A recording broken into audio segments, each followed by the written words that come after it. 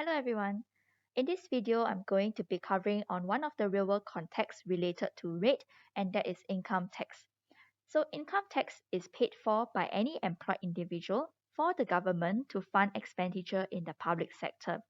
So for instance, we have the national defense, we have our education system, and we have the building of our infrastructure like our MRT lines that we have in Singapore. So all these things that we have are not actually for free. So they are actually being paid for by via our income tax that the government collects, usually on a yearly basis.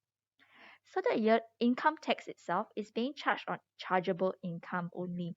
I'll give an example in a moment. Chargeable income basically is the income after deducting reliefs. So the reliefs are actually monetary incentive or monetary relief, okay, that can be deducted from the income that you actually earn. So let me give you an idea first, okay, a preliminary idea. We have Mrs. Pua over here, and she stays in the same house as her parents, and then she has two children. So let's say Mrs. Pua earns $100,000 in a year. She is usually not going to be taxed on the entire $100,000 that she earned. What is going to happen is that the government will ask her to file her income, okay, usually in about April in Singapore. So she will file her income, and then she will have to declare that, oh, she stays with her parents and she has two children. Okay, and then upon saying this, she will be able to get monetary reliefs. So maybe per child, she gets to be entitled to $1,000 of relief per child. So that's $2,000 in total for her children. And then maybe for her parents, she gets a total of $5,000. So in this case, she gets a relief of $7,000. So from the $100,000 income that she earns, minus away $7,000, that will leave us with $93,000.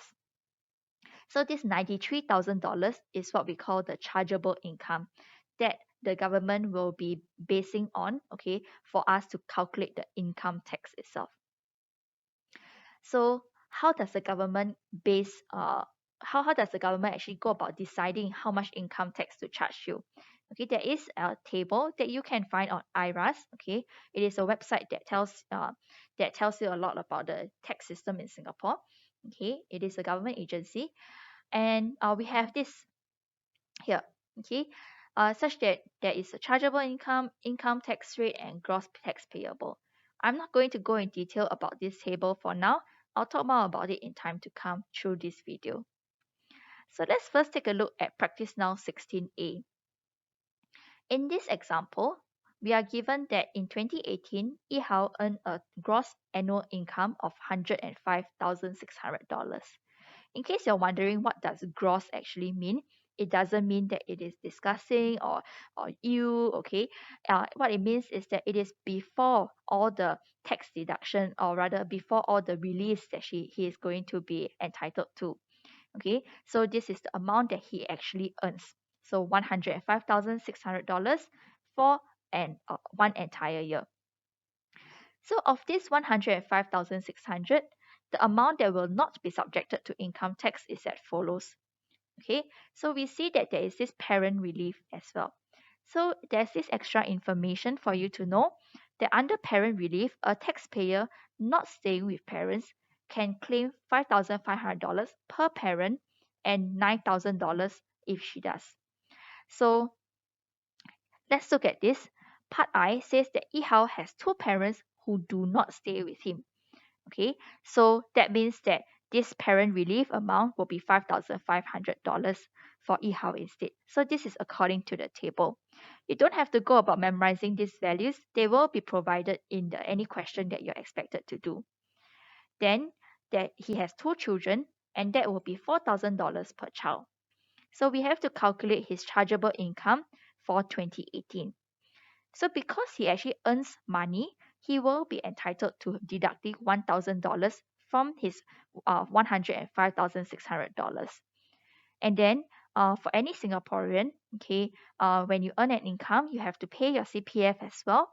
So that will be $21,120 in CPF contribution.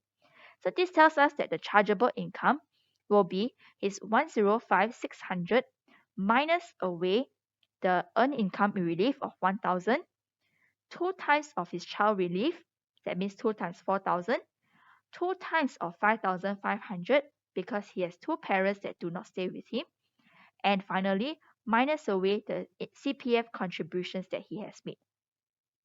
Therefore, his chargeable income is calculated to become $64,480. And this, I hope, gives you an idea what chargeable income actually means. We will next move on to part 2, whereby using the same table for income tax rates as in work example 16, so I've already extracted that table out here. Find e-house income tax payable for the year of 2018. So in this table itself, it is actually a very simplified table as compared to the first one that I have shown you. So there is this chargeable income. Okay, for the first $20,000, he is supposed to pay 0% of income tax rate.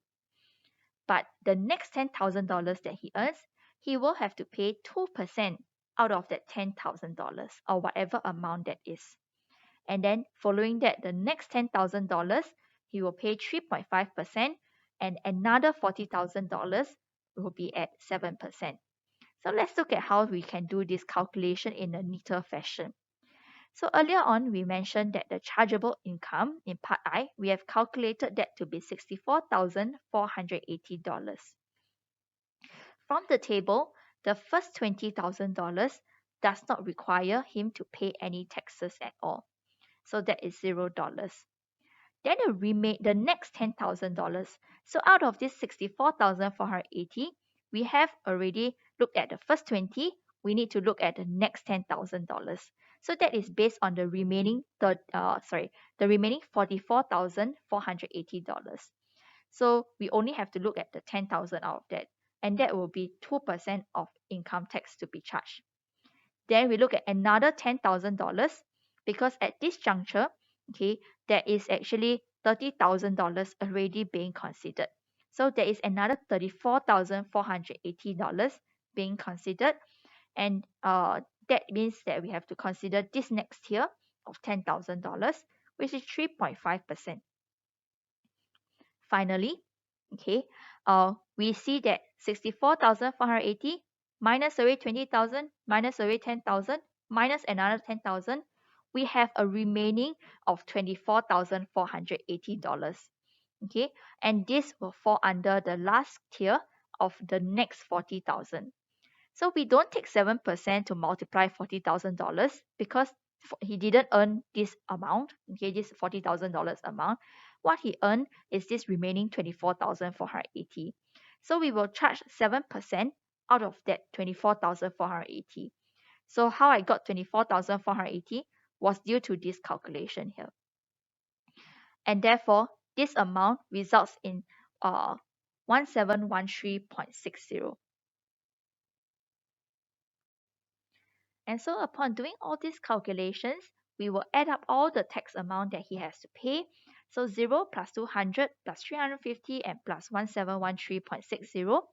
So the income tax that Yihao has to pay will be $2,263.60. I hope you're able to understand what we have done over here in terms of calculating the tax that he has to pay.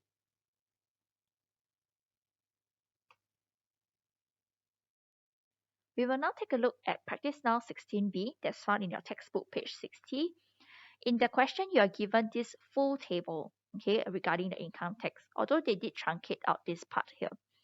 All right, so we are going to try to understand how do we interpret this table for various chargeable incomes. So we're not going to be calculating for chargeable income. We are already given that amount, okay. So in part A, we have $42,000 of chargeable income. So what we have to do is to look through this entire list, okay, and look at where the $42,000 should possibly fall for the chargeable income.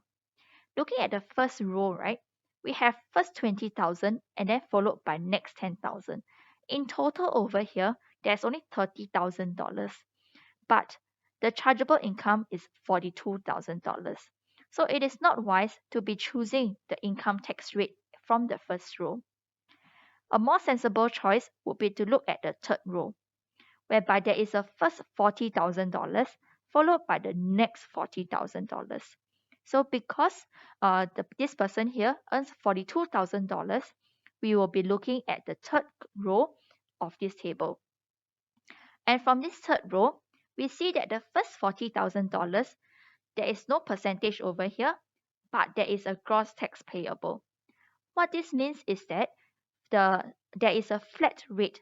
So regardless of how much you earn, okay, the first $40,000 itself, you have to pay $550. All right. Then the next $40,000. So in our case over here, that refers to $2,000 only. There is a 7% income tax rate. So all we have to do is to take 7% to multiply with the remaining $2,000. Okay, before I show you the working, I also want to explain how does this $2,800 comes about. $2,800 comes about by taking 7% to multiply the maximum of $40,000. You can use your calculator to go and try that out. You will see that it is 2,800. So this amount over here is actually suggesting to you that that is the maximum amount, okay, for that next $40,000. If you fall out of this total of 80,000, then you look at the next tier already, okay, the next row.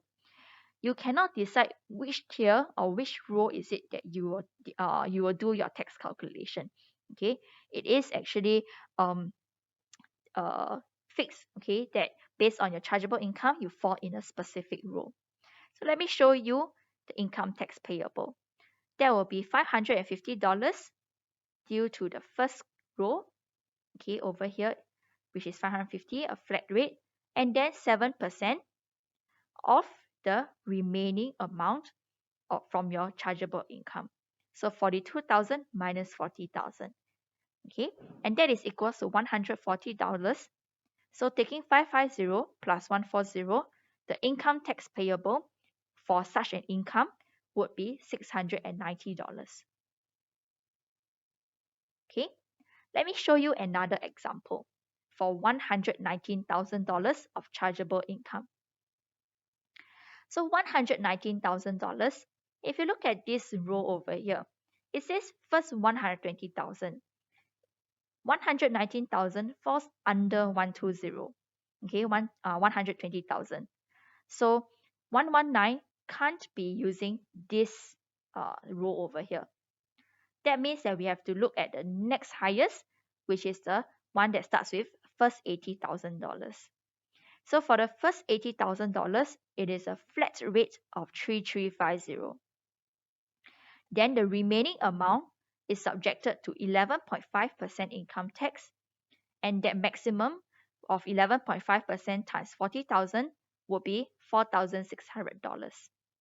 So my calculation would be as such, whereby I take 3,350 plus 11.5% over 100 times $39,000.